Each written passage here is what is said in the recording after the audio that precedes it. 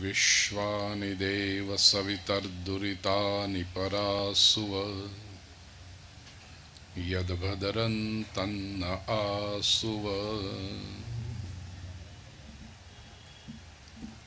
Dear friends, this wonderful Sunday morning we have gathered may not be in quantity but surely in quality to discuss about success formula from Sri Krishna, Sri Krishna's formula for success. One thing is for sure that at this age, individual age, and the time that we are living in, we all want to be successful. Whatever we do, our ultimate aim is to be successful.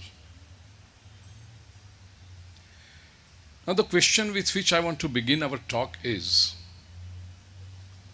there are two concepts: happiness and success.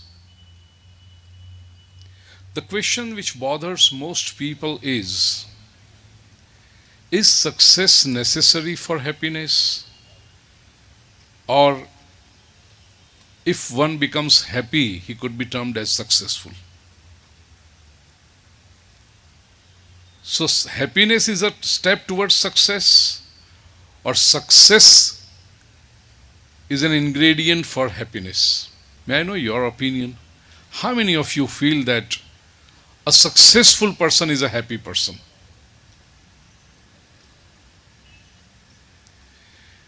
And how many of you feel that if you have attained happiness in life, you are successful? And those who haven't raised their hand in both the things, what do they feel?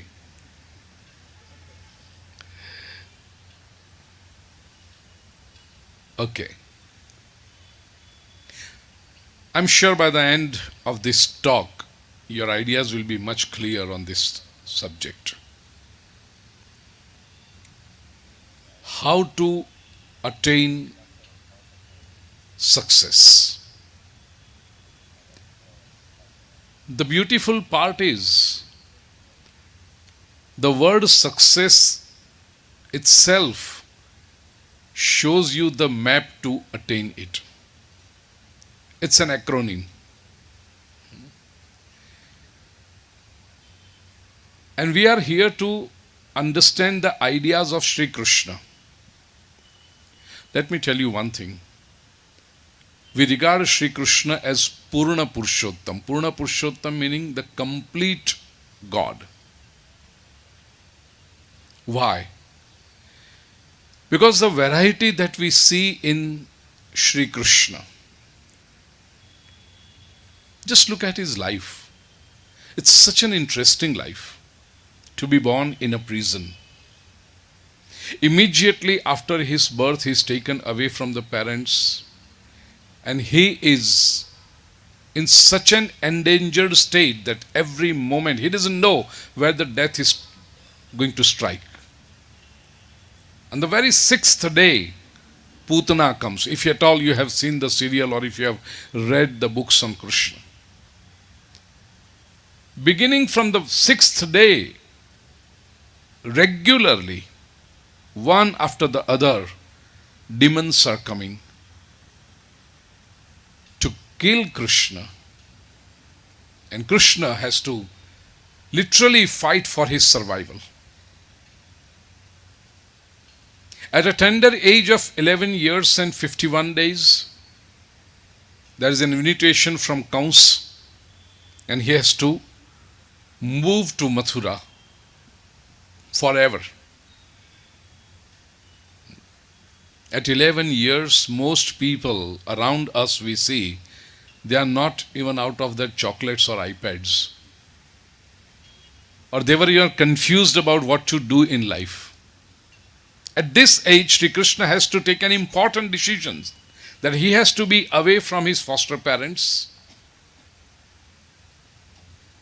and he has to face the realities of life.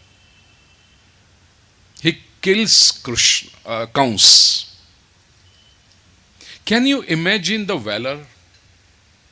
Kans being a dictator, an extremely intelligent person, an extremely powerful person, an extremely wealthy person, to be in his own place where Kans is surrounded by his own people, and Shri Krishna failing all the efforts of Kans to kill Krishna, Shri Krishna kills Kans. Because actually Shri Krishna was invited to Mathura not to enjoy the event. It was basically a trap by Kans. But he failed the trap of Kans and he killed Kans. It's very easy to describe it. It is even easier to listen to it and enjoy it. But if you sit and think about how to do this, the logistics, the implementation,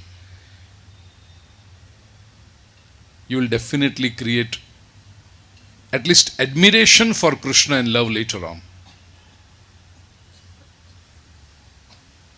Krishna is the most successful go-getter, achiever that the world has produced. All the miracles of Krishna, all the Leela that we say, divine plays of Krishna, are actually his projects. And he made sure that each project is successful. Very simple, and I'll tell you in brief. A very popular, very sweet to hear Krishna's Leela is Makhan Leela. Sometimes you may be asked a question, what type of God do you have? He steals butter. Can God steal butter? But you have a God who steals butter. Now we have heard it as only stories, songs, dance ballets, charming Krishna coming with his friends and Govinda ala re ala going up there, breaking the pot of butter, eating butter, distributing butter and enjoying life. Right, beta? Have you ever thought, why should Krishna steal butter? I'm going to describe this in Katha this evening.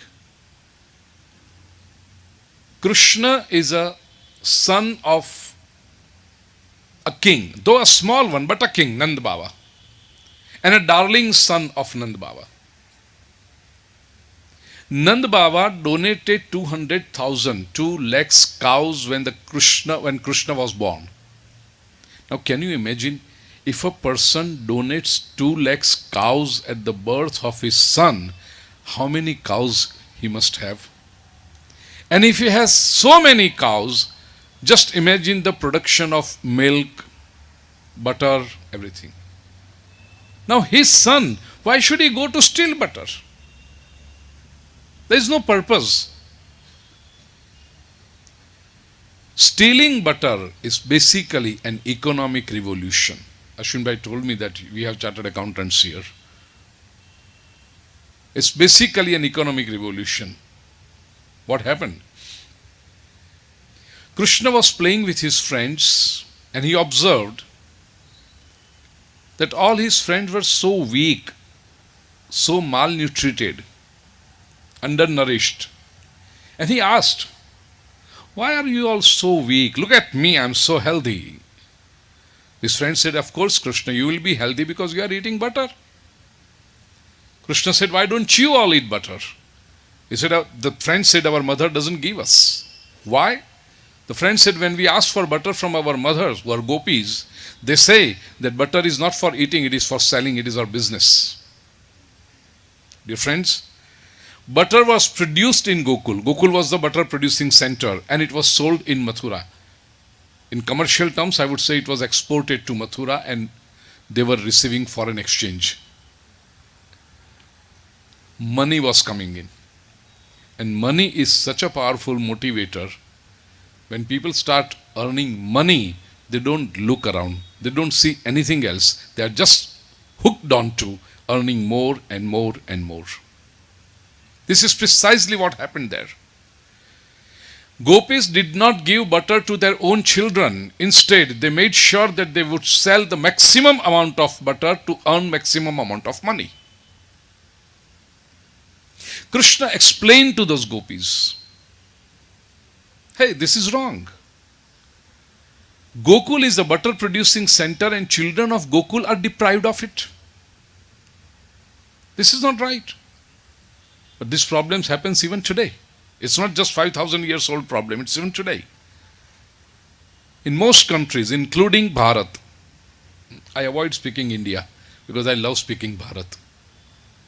We are basically Bharatiya. India is a word given to us from Western people. The word Bharat itself is such wonderful, I don't want to divert from my subject. So most countries in the world, including Bharat, best products are exported. We are in Maharashtra. Best quality mangoes, Alfonso mangoes are in Ratnagiri and all that. But if you see the market, A-grade Alfonsos are exported. You will find them in European market, in Middle Eastern market, in American market. The Alfonso that we get here in Indian market, in Bharatiya market, is second or third grade. In Gujarat, the best mango is Junagadh, Kesar. The best quality Kesar, I know so many merchants in Gujarat, the best quality Kesar mango is exported. Or the mango pulp is exported, best quality. The Kesar mango that we get in markets in Gujarat is second, third or fourth grade.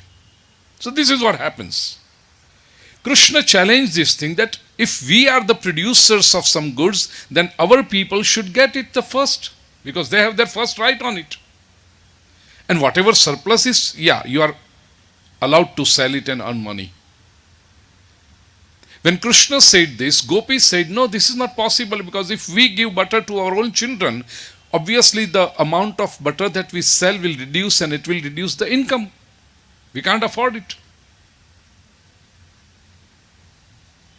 Krishna said, then why don't you increase the production of butter? Gopi said, that's not in our hand. It depends on the milk that the cows yield. Krishna said, then why don't you serve the cows? Because cows are your raw material suppliers. I'm deliberately using this commercial terminology because it is an economic revolution, as I said earlier. In any industry, it's so important to take care of the raw material supplier. Say you have a fantastic product which has a huge demand in the market. People pay advance money to buy your stuff. You have a a la grande factory, top of the line, technically advanced factory, everything is good. But your raw material supplier doesn't give you goods on the time. Your entire sequence will suffer. So in any industry, raw material supply is extremely important. Krishna said that cow is the raw material supplier of this butter industry that you are running. Serve them, take care of them. Gopis said we don't have time. This no time excuse is the most popular excuse and most handy excuse people find when they don't want to do something. Don't you all know it? If you are told, come attend the discourse for 7 days, you will say 7 days, no time. Dear friends, when I was studying management, I'm a management diploma holder. I'm a science graduate. I've done law too. So when I was studying management, there was this wonderful professor who told us thing, and it became one of the guiding principles of my life. He said, whenever you tell someone that you don't have time, you actually want to tell him that you are not important to me. You are not a priority to me. And so true.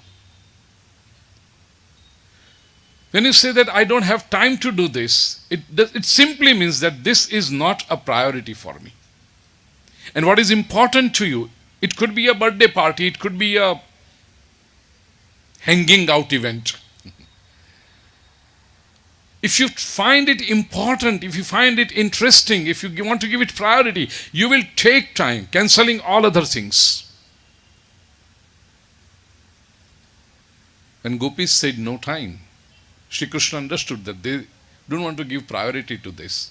And of course, gopis were not wrong totally, because if you look at this and if you study the society, all men were busy in farming. They would leave home by sunrise and return by sunset. Ladies get up early, get ready, milk the cow, then whatever curd of earlier day, churn it, produce the butter, carry the butter to Mathura, sell it, and return. By the time it will be noontime, cook food, feed the elders and children in the family, and then she would take food. In today's language, we can call it tiffin, to the farm. Husband and wife sit together, eat, relax for some time, work for the rest of the evening, and by sunset return home. So men are busy, women are busier. Who will go to graze cows? So they meant it that there's no time. Shri Krishna says that if I suggest a project, and for any reason if you say that this project is not viable, I'll make sure that it becomes viable project. Well, men are busy, ladies are busy, and it is important to graze cows and take care of them in order to increase the milk production. Shri Krishna asked the children, hey, guys, you want to eat butter? They said, yes, of course. And Krishna made sure that nothing is available free in life. If you want to achieve something, you have to work for it. Come, let's go to graze the cows. Shri Krishna took all the children to graze the cows. And this was a learning experience for Krishna as a leader. What we regard Krishna as a great leader of Bharatiya Sanskriti, Indian culture, his leadership qualities developed during this grazing cows in the Braj. Just imagine, with these friends, they would take cows. There were a lot of challenges.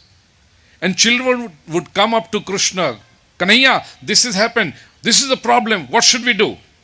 And Krishna would have to think right there and suggest the solution.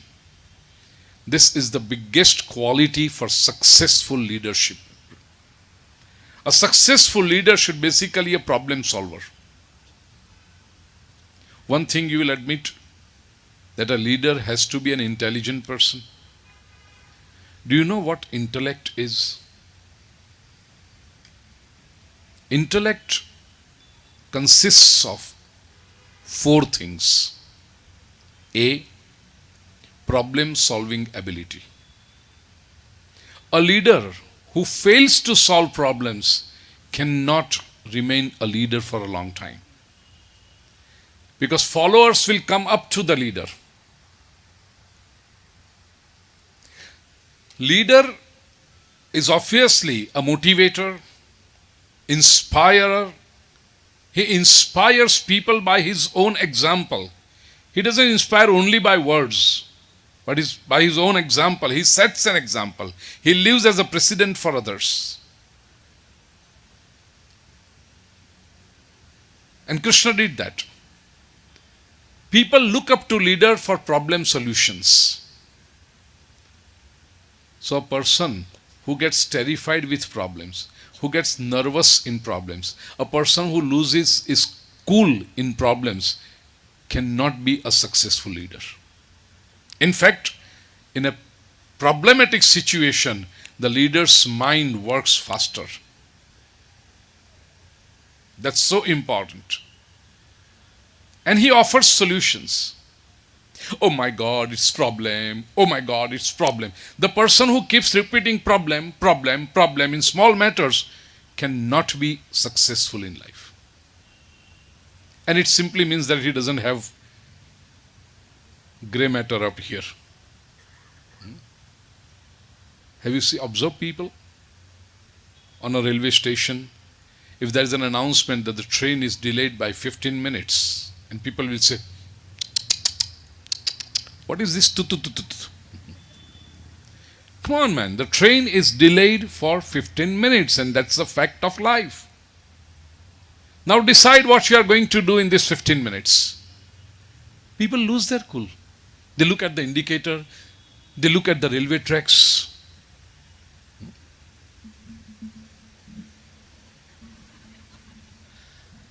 By your looking like this, are you going to draw a train towards you?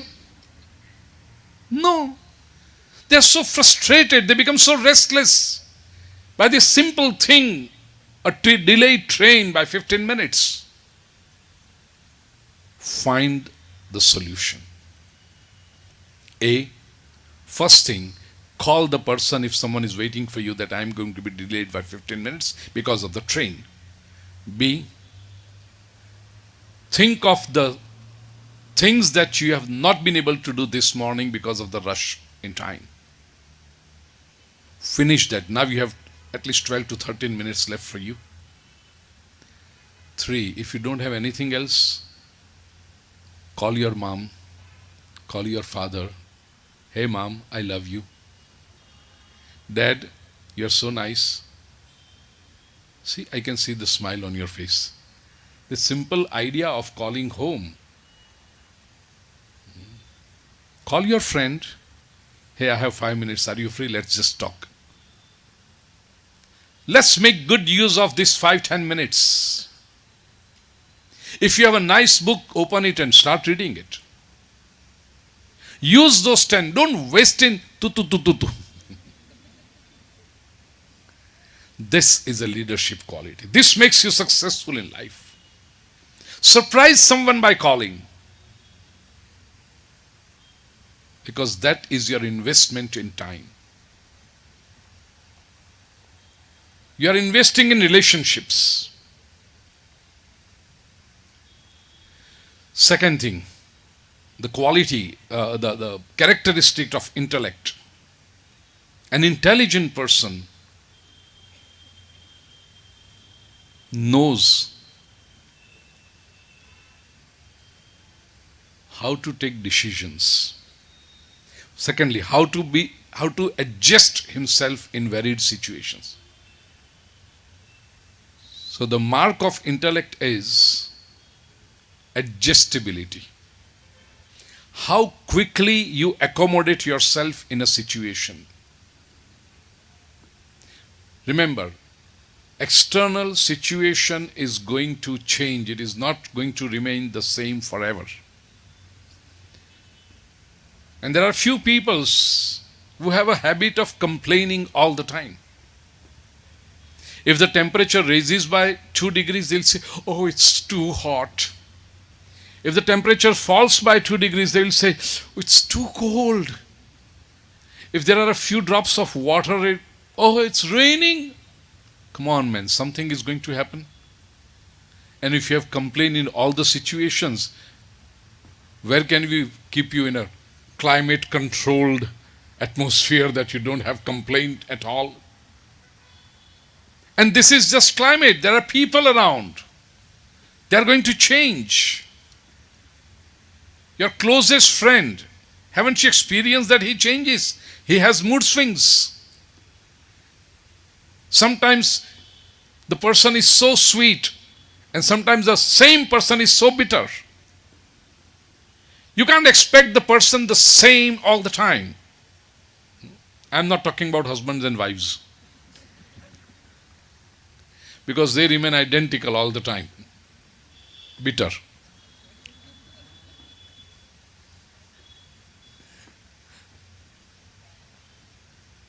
People are going to change, the external situation is going to change. Dear friends, it's us who need to accommodate and adjust. We can't keep complaining all the time. Why is it this? Why is it that? A leader is the one who adjusts to the situation. As Ashwin said in my introduction in the beginning, I traveled the globe. I've traveled all the continents and practically all the countries where Indians have settled. I meet local people also because as you have known by now, that I manage to speak reasonably good English. I interact with people because I have seminars of local people also. I have seminars, business seminars, corporate seminars, youth seminars. And when I interact with those people, I find that our Indians have settled so well all over the globe. They've adjusted to the situation. There is hardly any country in the world who does not have an Indian population. Weather is averse, extreme weathers. When I went to Alaska, dear friends,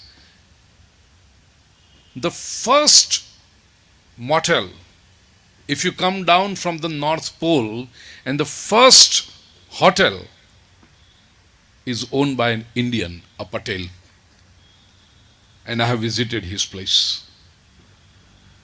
Now remember, Alaska, where there is 6 months of extreme dark and 6 months of light, and summer is hardly 8 to 10 weeks. In this chilling cold, in this extreme weather, an Indian runs the business. And I'm very sure when that Patel went there, he did not know any English except for yeah and no. But even then, he adjusted himself over there. If you come down from the North Pole, dear friends, I've done a Bhagavad discourse for building a temple in a town called Fort McMurray. If you Google it, it's the first town if you come down from the North Pole. And we have built a Sanatan temple, Hindu mandir there. So that's the topmost North Pole temple. There are so many Indians there. Now that place is only known for oil. They regard it as a black gold. 20 years back, if you go into those oil fields and if you pick up sand and just squeeze it with your hands in your palm, fist, there will be a few drops of oil. It was such oil-rich country, area. But again, near the North Pole, 8 months in a year are extreme cold. But the advantage and the attraction for our Indian engineers is the salary is 3 times. If you live in Toronto, Montreal, Vancouver, then maybe your salary is $150,000 or $200,000. If you stay in Fort McMurray, your salary will be like $500,000. So people work there. In these oil fields, there are huge machines. I have some photographs in my phone if you want to see them. There are huge machines, oil extracting machines. And if you want to change a bulb on that machine, do you know how much it costs? Like $150 to change a bulb. Now bulb is 50 cents. Bulb is not expensive. But the process of changing the bulb is expensive. Because the person has to go in that extreme cold. They said, Guruji, when we go to the office in this winter, we take at least 12 pairs of socks and hand gloves. 12 pairs of woolen gloves and socks. Because once you go out, you're chilled. And you have to time yourself in less than 120 seconds. You have to be back in the controlled temperature. You can't remain there. So to change a bulb, a person has to literally run, go up, change the bulb, come down and change the clothes immediately, otherwise he'll be frosted. So this risk and the insurance for this risk is $150 to change a bulb. But Indians have adjusted. Now, nowhere in the entire Bharatiya continent you will find such extreme weather, but people, and I am talking of people from Gujarat and Punjab and all, Rajasthan and all, North Indians basically, they do work. Adjust. This is the mark of success. You need to adjust in various atmospheres, in various conditions. Third ability to be a successful leader is an intellectual characteristic is to take decisions. Most people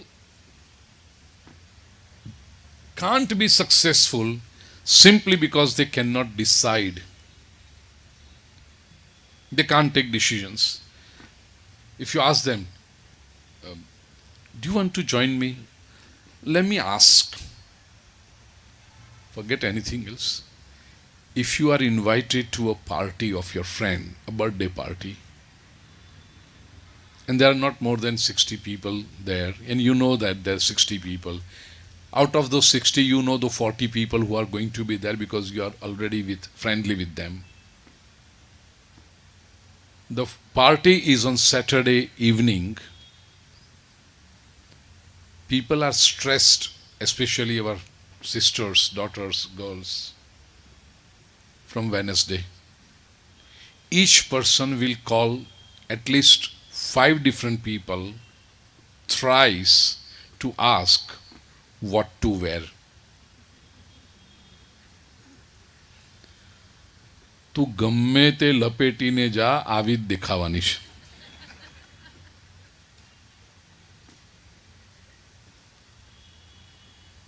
Simple thing, what to wear.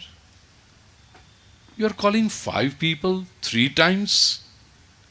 How poor decision making. A leader must know how to take decisions. Why do people not take decisions? Have you seen in your family? Every morning, your mother would be asking your father, what vegetable should I cook today? Madam, we have designated you as the queen of the kitchen, and you are asking for vegetable every morning? You don't do it?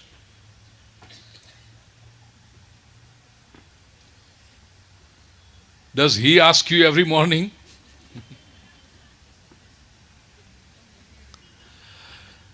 They have some bold expressions on their face.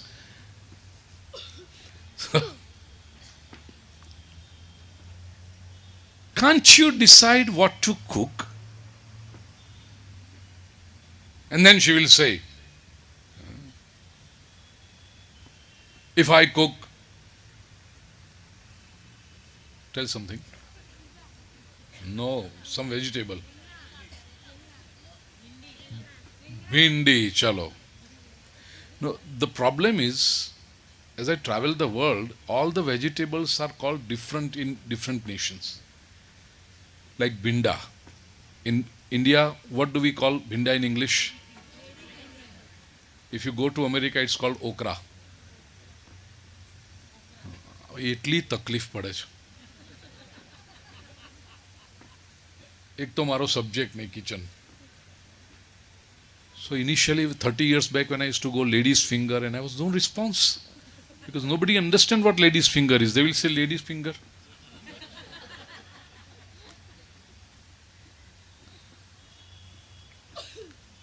Then I had to learn it. Ringna, here we call brinjal. No, it's eggplant.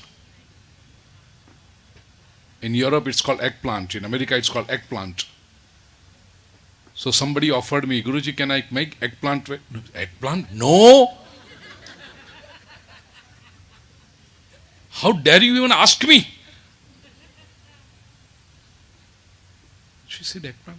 I mean, she feels so bad. What I've done to Guruji? Why is she upset about it?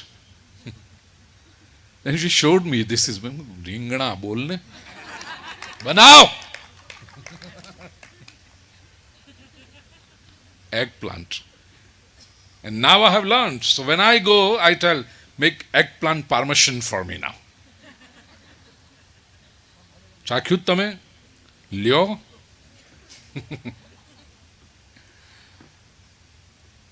It's a, does someone know? It's not an Indian dish. Eggplant parmesan is a probably Greek dish or something. Anyway. So the lady of the house says that if I make okra and on the dining table, if you don't like it and if you start screaming, I'm not going to listen to you. My simple suggestion is, lady, you have married this man for like 20 years. And in these 20 years, you should at least know કે આ દેવતાને ભીંડાનો ભોગ નથી ચડતો. You should know it, that he doesn't like okra. Cook something else for. This is intellect. Learning to take decisions. Most people shirk decision taking simply because each decision involves responsibility.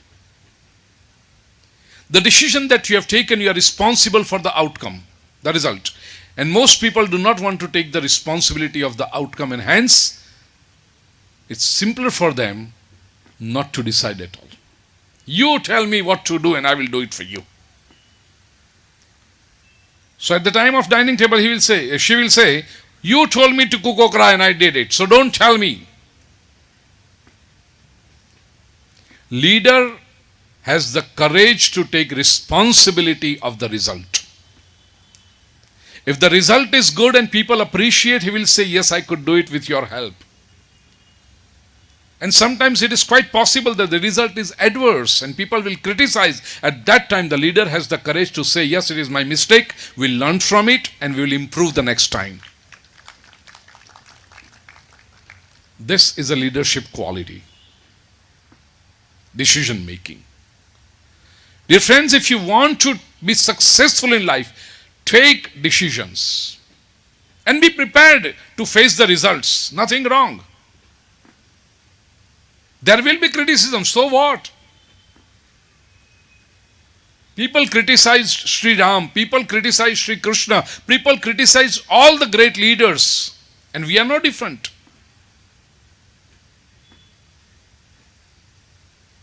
Don't expect that everyone will praise you all the time. They will not. There will be criticisms. Learn to take it healthily. So, decision making. Thirdly, leaders should have foresight. A leader should have the ability to understand what's going to happen 2 years down the line, 5 years down the line, 15 years down the line. The person who just remains in the present is an average person. The person who changes himself with the trend. Oh, this is the trend right now. This is the trend right now. It's a common person. Leaders are trend setters. They are not trend followers. Most people average out in life simply because they cannot think ahead of their time. Sri Krishna had the ability to think thousands of years ahead of his time. Not just 5, 10, 15 years, thousands of years ahead of his time. His message, Bhagavad Gita, is relevant even today. No matter what you are in life. If you are a student, Bhagavad Gita will guide you. If you are a housewife, homemaker, Bhagavad Gita will guide you. If you are a professional, Gita will guide you. I have done those seminars. Gita for doctors, Gita for engineers, Gita for chartered accountants, Gita for architects, Gita for advocates. Gita for students, Gita for homemakers, Gita for retired people. No matter what you are, Shri Krishna has a message for you. to uplift your life. Why? Because Krishna's vision was all encompassing. His vision was not limited to the time that he lived. A leader should have foresight. Most people average out in life simply because they follow the trend, and that too blindly, without using brain. Like 2 years ago, I suddenly noticed all the ladies cutting their dress from here. And this was such a wild trend that even a person like me could notice. I cannot notice.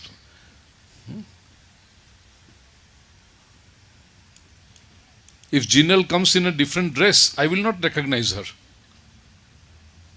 If she ties up her hair and if she opens the next day, it will be difficult for me to identify her.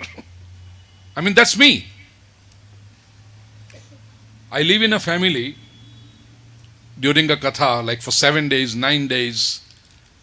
And when I leave from there, I tell them with my folded hands that if you meet somewhere else, please identify yourself, that you are so and so, and we had met, I had stayed in your family, especially in wedding functions. Oh, I'm in a fix. Because usually girls and ladies are normally dressed, and in wedding the way they paint themselves all over, painting and those shining things, God knows what, doing some weird things with their hair and inserting various objects. It's so... ઓળખવા જાઉં છું? Otherwise, I think he had... अच्छा, back pain. So,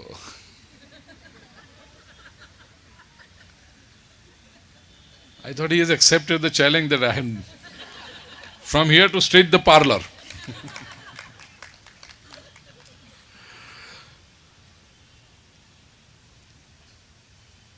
Now, when I noticed this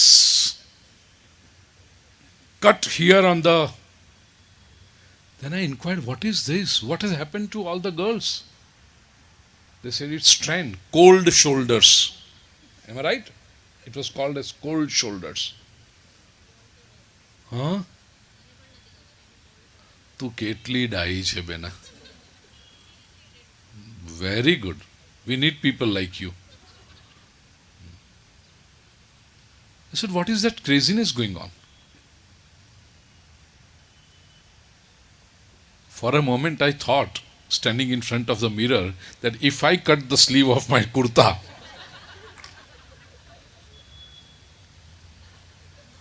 cold shoulder for Guruji. I said, how weird it will look. Then why these people don't think even about, don't even think about it. Why? Because someone is doing it. So everyone is requesting the tailor, cut it from here, cut it from here. And now that cold shoulder has gone. Now people have forgotten it. Do you ever think there is logic in it? No. This is following trend. Such people cannot be successful leaders. At least ask yourself, what do I receive? What do I get by cutting this? Some carbohydrates, proteins, vitamins, minerals. Nothing. Then why are we doing it? A leader is a trend setter. He has the foresight. What's going to happen? And fourthly, dear friends, a leader, nothing is small for him and nothing is great, or nothing is below the dignity for him and nothing is impossible for the leader. The range for a leader is so wide. He cannot say, I am not going to do this, or it is below me. If you have come a long way in the journey towards success, think of those times when you would have opened your office, cleaned your table, and then received a customer. Dharmeshwar, am I right? You would have done it. And there is nothing wrong in it. It's my office, it's my business. But ask your clerk to do it. Ask your accountant to do it. Hey, clean the office. The accountant, hey, I'm an accountant. How can I sweep the floor? I cannot do it. All right. And this owner, the leader, who's not ashamed of sweeping the floor or cleaning the table in his own business, he enters into contracts of millions of rupees with his one sign and decision. If you ask your accountant, decide for this big contract, 10 crores contract, how can I take decision? No, sir, please, you take the decision. I cannot. This is not my job. An accountant has a very small window. A person who works is limited only to his own cubicle. Don't they write profile? Profile meaning I am limited to this boundaries. I can only do this and not more. Does the leader have a profile? No. He can do everything. So the scope for a leader is so vast. Shri Krishna, who is a Purna Purushottam God, complete God, is not ashamed of grazing cows in Vraj, because no job is small for him. And in this apparently small job, these are his leadership training period. Children took very good care of cows, and it was seen. Cows became healthy, yielding great amount of good quality milk. Obviously, there was much better production of butter. And the production of butter increased. With that, the greed of the gopis increased. Oh, the production has increased. Now we will sell more butter. We will earn more money. The children still remained deprived of butter. All these friends came up to Krishna and said, Krishna, we did everything that you told us to. We are working hard. We are taking good care of cows. We make sure that they eat good food. And the result is seen. The cows have become healthy. The production of milk has increased. And same is the production of butter. Still, our mothers do not give us butter. What should we do? Shri Krishna thought for a while and said that we tried to explain them so well, but if they are not agreeing with it, now we are left with only one option, and that is, say it, stealing the butter. How smart you guys are. Shukdev ji in Srimad Bhagavat does not say that Krishna stole butter. He says, how can I say? He is my Ishtadev. I worship him. How can I say my God that he is a thief? I cannot say. Now, well, this Leela has happened. What you are saying has happened. But Shukdev ji says, I cannot say that he is stealing butter because I worship him. How to describe it? Maharshi Vyas put it very beautifully in Srimad Bhagavat. He says, Gopis used to come to Yashoda and complain to her every morning that Yashoda, your Krishna is. So Shukdevji says, I am not saying Krishna is. Gopis used to complain to Yashoda like this. I am not saying. I am just reporting it to you. But dear friends, let us understand. When others ask you, others who do not have faith in Sri Krishna, others who do not respect Sanatan Vedic Sanskriti and Hindu Dharma, they will ask you, what kind of God do you have? Tell them that this is not stealing. This is not a crime. Now I'll tell you an actual event that happened. I was in Chicago, and there was this lady who was born, educated in Bharat, and got married and went there. She was like late 30s, early 40s. And she had a son who was 12 years old. This son was an American product, made in USA. And I call them ABCD generation. And in US, Dharmeshwar, I say that they are ABCD generation. ABCD means American born confused desis. Poor fellows, they are so confused. And if you know, in America, Bharatiya people are called desis. We refer ourselves as desis. Oh, desi, desi. Even in the mall, they go, look at that desi. So they call American born confused desis. This 12-year son, the mother came up to me and said, Guruji, please guide me. I said, what happened? She said she has a son of just 12. Being a concerned mother, and she's born, educated, raised in Bharat, so she has all the values. She knows our religion, she knows our scriptures, and she wants to make sure that her son has the best of both the worlds. Since they are living in America, she wants to make sure that he is properly educated, but at the same time she wants that the son should have at least respect for our values. So she used to tell him the stories of Krishna and all.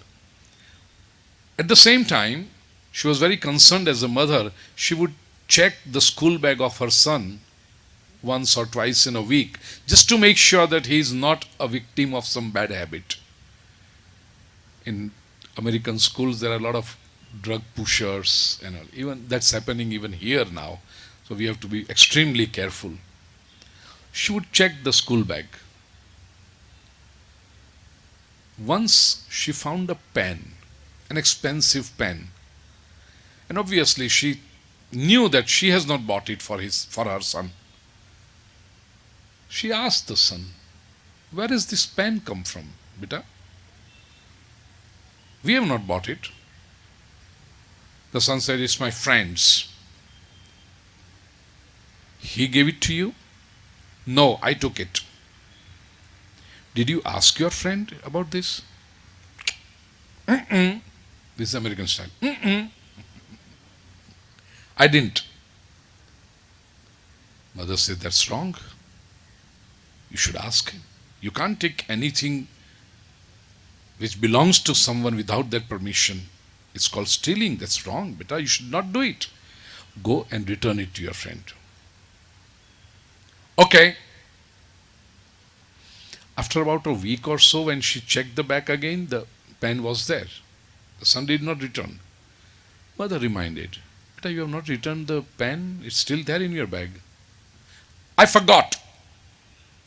Okay, I'm reminding you today. Return it to your friend. Again a week passed. The pen was still there. The mother said, why haven't you given? I didn't see my friend at school. Such lame excuses. And there were more than 6 weeks and the boy did not return the pan to his friend. Obviously, now the mother got a little restless, irritated. She says, Sonny, this is not right. I've been telling you since 6 weeks to return the pan and you are not returning it. This is stealing. It's sin. It's not good. It's a wrong habit. It's bad. Now when the mother said this made in USA product, Mom, if Krishna steals butter, you are glorifying it. You are putting his picture in the temple and worshipping him. And if I take someone's pan, you are telling me that it's a stealing, it's not good and it's a sin. Mother, you can't have double standards, Mom.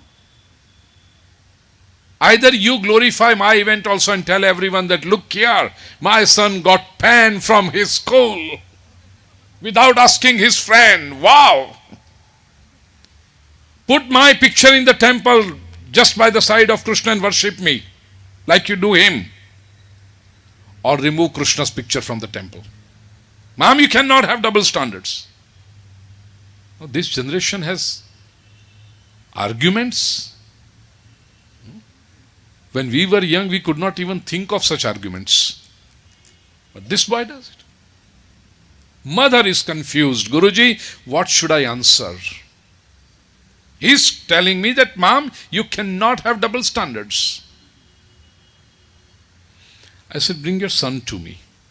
There's no point in explaining you, because if I explain you and you tell the same thing to your son, maybe he will come up with some again weird argument and you will be in the soup once again. So it's better you bring him here. I will explain it to him.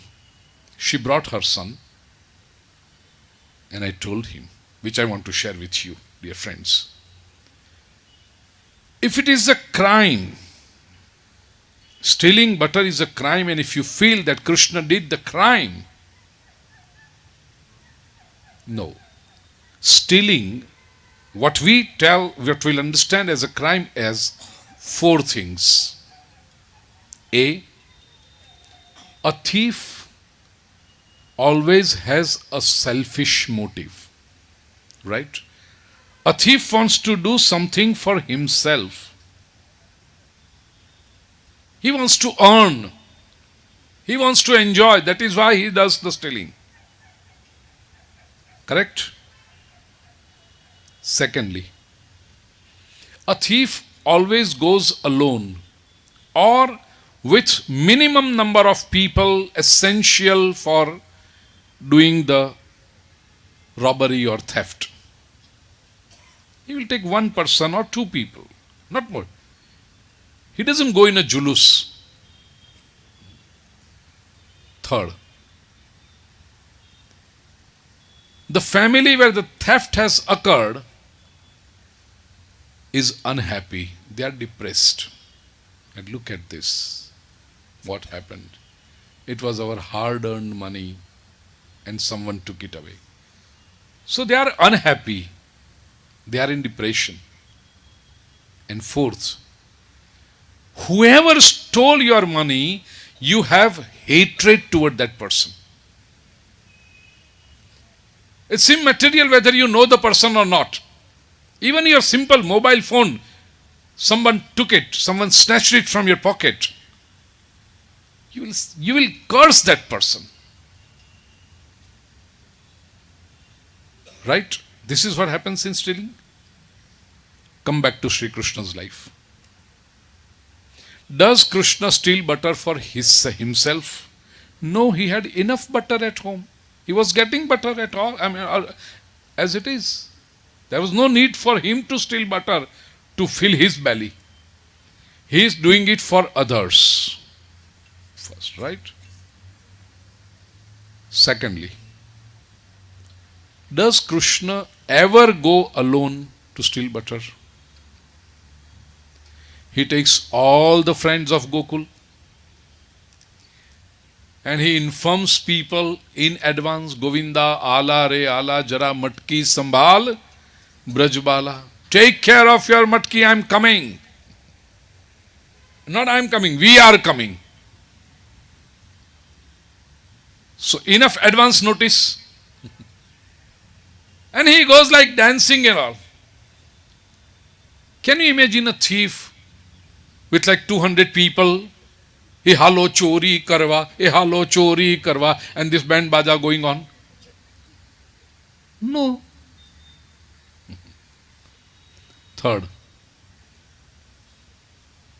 do you find any family in Gokul or Vraj depressed, unhappy, because Krishna stole butter from their family? In fact, the gopi is so elated. They are so happy. They tell everyone, you know something? Krishna came to our home today. He ate the butter that was present in our home.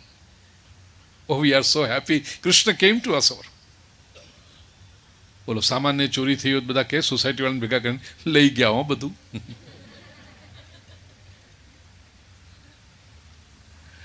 Here the gopis are happy. And fourth,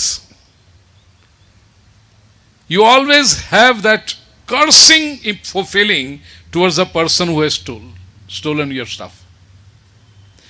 Tell me one song, one expression of a gopi who's cursing Krishna for stealing butter. In fact, she's so happy.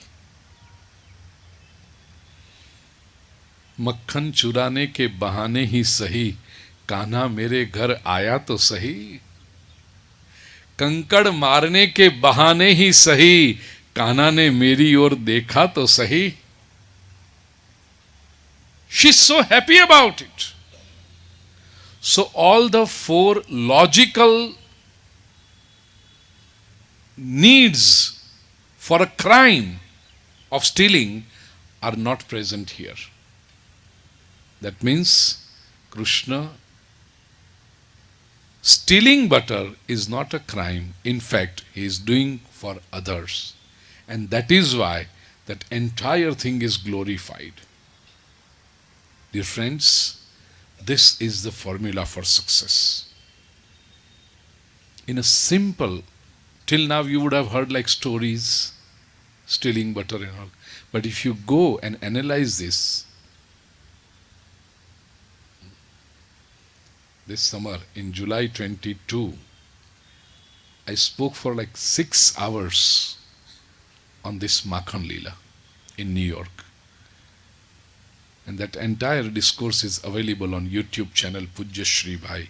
You can all subscribe to this channel, YouTube channel Pujyashree, where you will find various discourses on Srimad Bhagavat, Ramayana, Shiv Puran, Devi Bhagavat, Vishnu Sahasranam, Bhagavad Gita, obviously, in detail, in English, Hindi, Gujarati, all the languages. People world over are benefiting from it. We have like 46,000 plus subscribers. And I'm sure today at least there will be 50 more. All the people sitting here are going to subscribe the channel.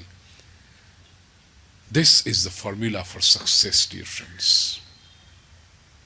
There is lot more, but we always have restriction of time. I invite you in this evening's katha and tomorrow's katha, where you will understand what Krishna did. This evening we are going to describe and narrate various plays during and even the Govardhan Leela. Tomorrow is even more important, where there will be Ras Leela. Where people say, wow, Krishna danced. Such joy and pleasure. Why did he dance? What was the reason behind it? And ShreeKrushna's marriage with Rukmini. If you don't know, let me tell you, Krishna abducted Rukmini. Because Rukmini has written a love letter to Krishna. It was Rukmini who wrote love letter to Krishna and invited him, requested him, please take me away, because I don't want to marry the person my brother is showing me. So this was the very courageous wedding. And the letter, love letter that Rukmini has written is very important. I describe in the Katha. that young girl who's looking for a match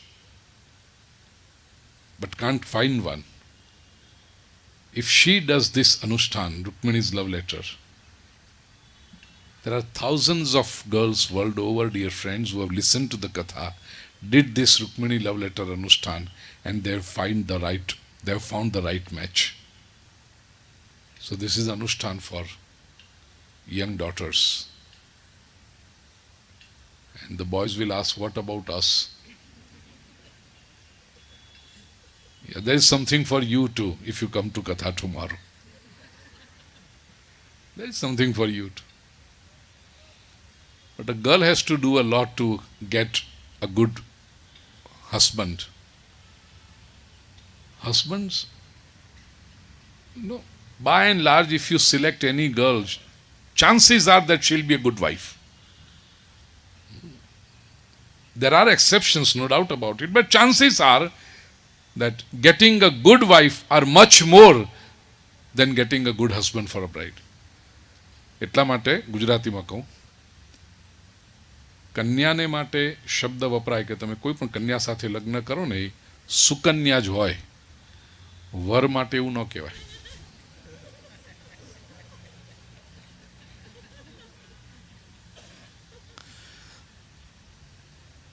So, I invite you for the rest of the Katha, 5th, 6th and 7th day. Lot of your questions will be answered in them. If you come here, most welcome. Somehow if you can't make it, the Katha is webcasted live on YouTube channel Pujyashree. You can see live or even later on because it is there on the YouTube channel. Now for next 15 minutes, dear friends, I will invite questions from you. If you have any questions, try to make it relevant to the topic. And if there are no relevant questions, then I will take on any other question that you want to ask. But obviously, it will be related to religion and spirituality and overall your growth and success in life. Anybody? Yes. Yeah.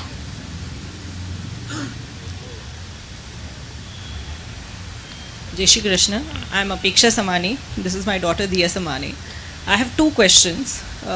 One, if you can recommend books, because most of these kids, they like to read books, but not something like how our granths are. So some books which they can read and they can get knowledge and how to use these granths and the knowledge from these granths in the day-to-day. I'm sure you want to ask books in English language, right? Because, yes. Okay, let's go. Your second question we'll deal with later on. Keep it with you because you are going to ask the second question. Books, I would recommend. How old is your daughter? She's 15.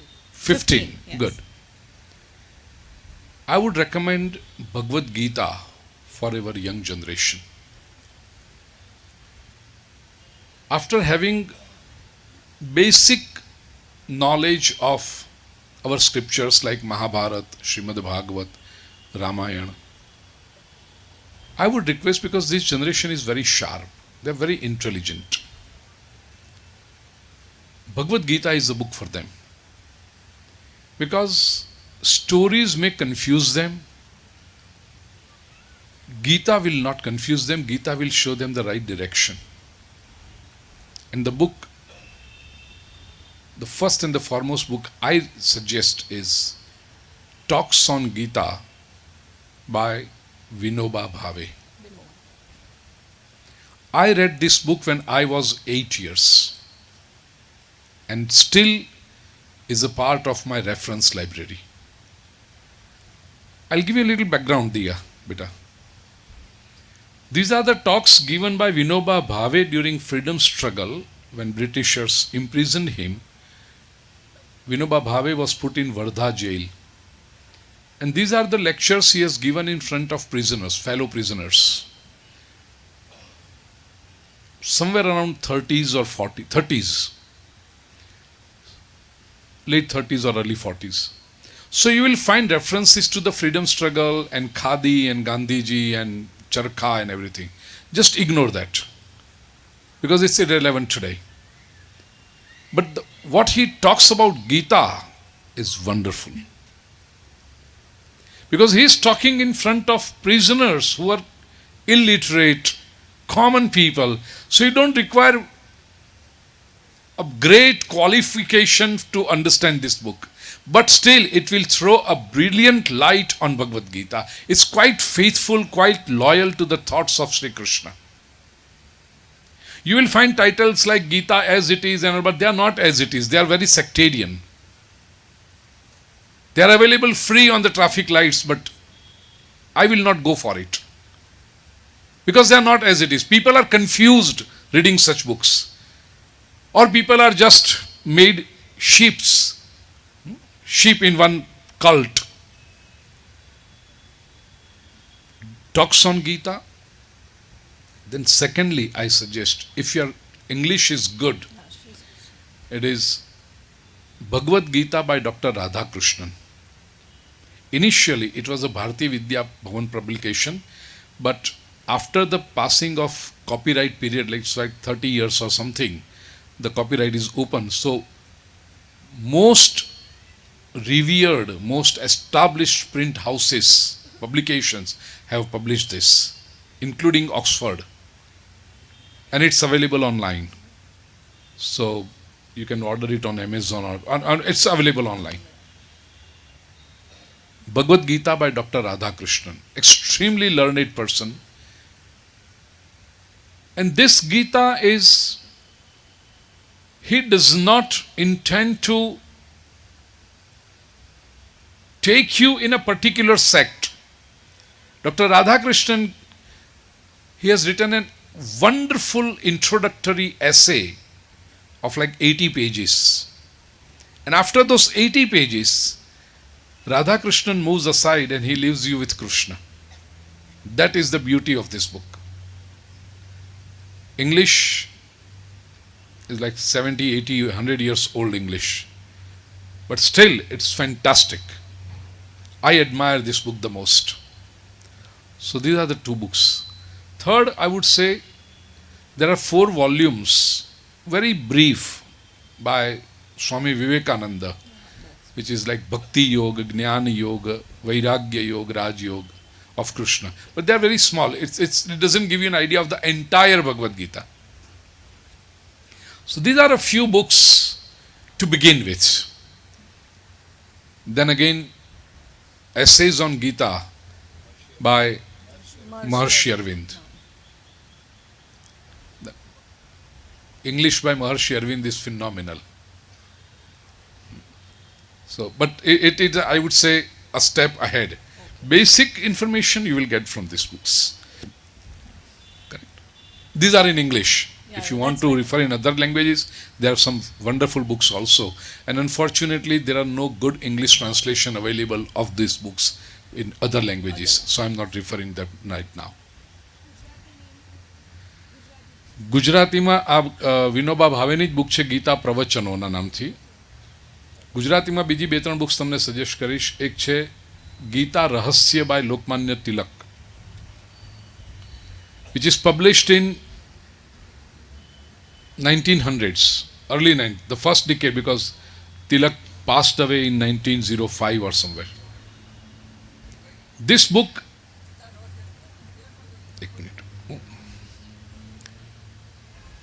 this book, Gita Rahasya, was written when Britishers put Lokmanya Tilak in Mandalay prison after his famous statement, "Freedom is my birthright and I shall have it."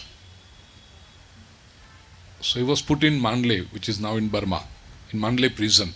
But in that prison, Lokmanya Tilak wrote this book.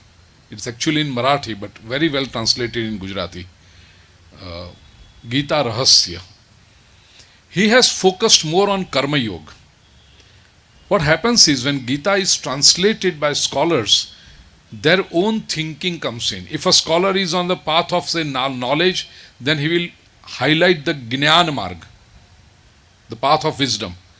If a person like Lokmanya Tilak is karma yogi, he believes in work, karma, then his entire interpretation will be on the karma. If a person, if a scholar is on the path of devotion, then the entire Gita will be interpreted like a devotional book. So it depends. It depends. Secondly, in Gujarati or a Hindi, I would say very scholarly work and very authentic work is Sadhak Sanjeevani by Swami Ram Sukdas ji. It is originally in Hindi but very well translated in Gujarati also, published by Gita Press, Gorakhpur. Each verse is explained, each stanza is explained. And again, no sectarian approach. I am fortunate to meet Swami Ram Sukdas ji several times, and he had extreme love and respect for me. I'll narrate you one event. My katha was in Vrindavan, Dharmesh Bhai, and I came to know that Swamiji is in Vrindavan too. So immediately after, and in those times, katha was for 2 sessions, morning and evening. So after concluding the morning session of the katha and taking prasad, I went there to see Swamiji, and his attendants told me that, no, you can't meet because he is gone for the rest. I said, look here, I am here. Come in the evening after 4. I said, at 4 I will be on the Vyaspit, I am doing katha. But sometimes you find, આપણે ગુજરાતીમાં કહે ને ચા કરતા કેટલી ગરમ હોય. એટલે he said, no, it's not possible. Swamiji is Vishram mein hai, Vishram mein hai. I said, I understand, I respect it that he is in Vishram. When did he go? So just 5 minutes हुआ, 5 minutes late hai. Like, if it is just 5 minutes, do me a favor, just tell Swamiji and go to Swamiji and tell him that I have come. I have told him my name. But if he's already sleeping and if he doesn't want to meet me, I'll go back. No problem. But just tell him my name if he's not asleep. Some senior person came. He knew me. So he went inside and told Swamiji. Swamiji came running outside. Oh. Bhupendrabhai ji, aap aaye ho. He was quite senior, he was quite elderly, he was like my grandfather's age. When I went to bow down, he did not let me. He never let me touch his feet. He always used to tell me, aap Brahman ho, aap Vidwan Brahman ho. And in his Purvashram, he was not Brahmin by birth. So he thought that Brahmin should not touch his feet. On my side, I had tremendous respect for him, for his knowledge, for his Vairagya bhav, but he never allowed me to touch his feet. And his disciples would tell me, Bhai ji, aap charan sparsh karenge, Swamiji 2 din ka upvas rakhenge. So just to make sure that he doesn't fast for 2 days, I never could touch his feet, though I wanted to. But he has such high love and respect for me, Swami Ram Sukdas ji. He was such an unattached person, Vairagya bhav. You will never find his photos anywhere. When his discourses come on the television, you will see pictures of Radha Krishna or Bhagwan Ram, and only his voice, because he never allowed his pictures, leave aside videos, to be taken.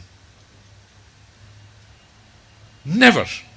He said, whatever I am saying is from Krishna or Ramcharitmanas. What I say is important. My face is not important. I am a body like you all. So body has born and body will die someday. Don't cling on to the body. Receive the thoughts and shape your life accordingly to be liberated. This was Swami Ram Sukdas ji. So his Sadhak Sanjeevani is a great book in Hindi. બહુ છીછરો માણસ, and whatever he has written is stolen from either other thinkers. He was no authority. Chalo. My next question Yes. is, this generation, they know what they want. Yeah. They are inclined also towards where they want to reach. But somewhere in between, they get distracted from, taking a little longer for them to reach their goal.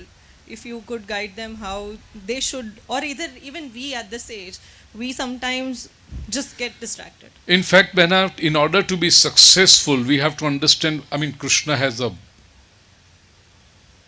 huge amount of qualities that we need to understand, and we can just go on and on and on and on. In order to be successful, dear friends, you should have goal. But only having goal is not sufficient. We should have ability to work ceaselessly and consistently towards the goal. Yoga Darshan, Bhagavan Patanjali says, Satu Dirghakala Nairantarya Satkara Sevito Drada Bhumi. If you want to be successful, you need three things. Dirghakala. After having decided the goal, you have to work for Dirghakala, a long time. Don't dream that your goal will be achieved in a jiffy. And if it is achieved in a jiffy, it is not worth it. High goals require high amount of efforts. So Dirghakala. Be prepared to work for a long period. Nairantarya, consistently. Attaining goal is never a leisure activity or a pastime activity. Attaining goal requires topmost priority. Consistently, Nairantarya. And Satkara Sevita. Even when you put in your efforts continuously, you should have humility. Ego, if enters, I want to do this. Don't disturb me. Don't advise me. I'm going to do this. This I, bigger the I, later you are in achieving the result. Satkara Sevitaha, humility.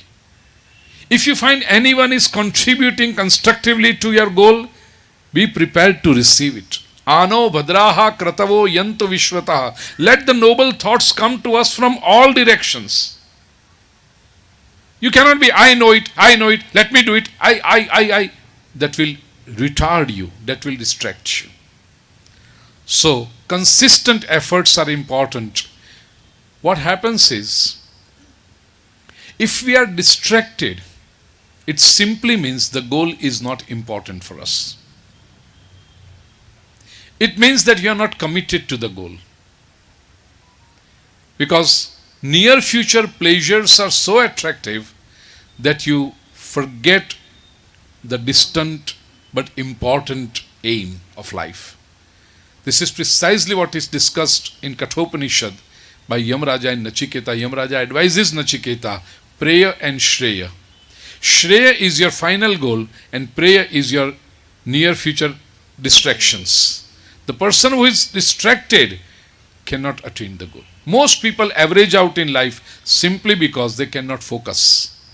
Focusing is extremely important. Yes, you need to give your time for relaxation, for pleasure, for enjoyment, but decide the time that 2 hours a day I'm going to enjoy.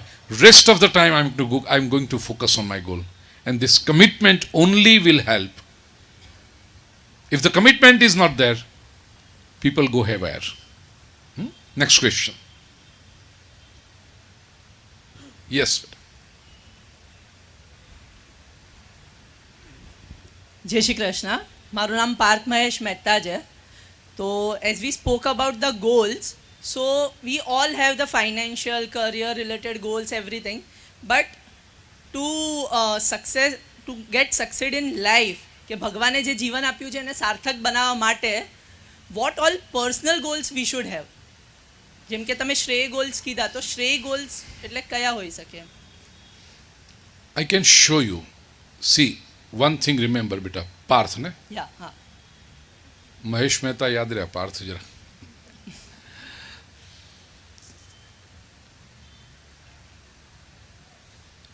Nobody can give a goal to you. You have to decide it for yourself. Because you are the best judge of your abilities and limitations. borrowed goals or goals imposed by others cannot work, because it's not your commitment. If people keep telling you do this, do this, do this, most of the time you will see that people don't do it. But if you want to do it, you will go for it. So, I can give you options. Yeah. Selection is yours. I mean, each individual's. Shreya could be A, to do something memorable for your family, for the society that you live in, for your nation, and for the world to come. Okay. Some significantly different thing which changes the way people live, and it changes for better. That can be the goal A. B,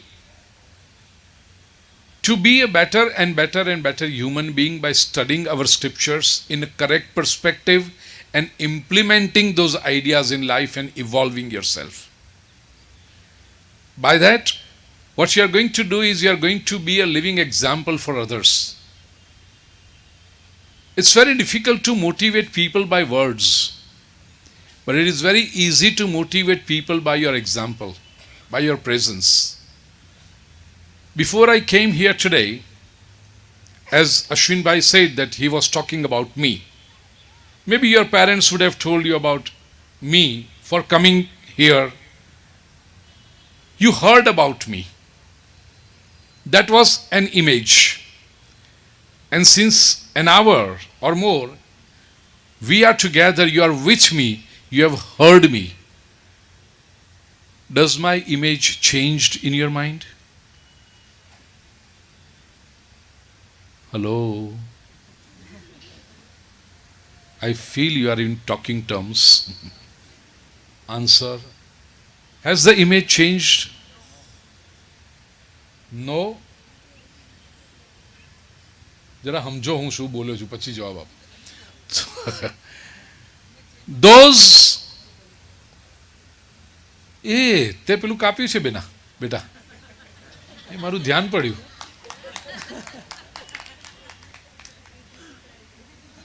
દીકરી છે ને શું નામ? ધૃતિ. રિદ્ધિ. મારું હમણાં ધ્યાન પડ્યું.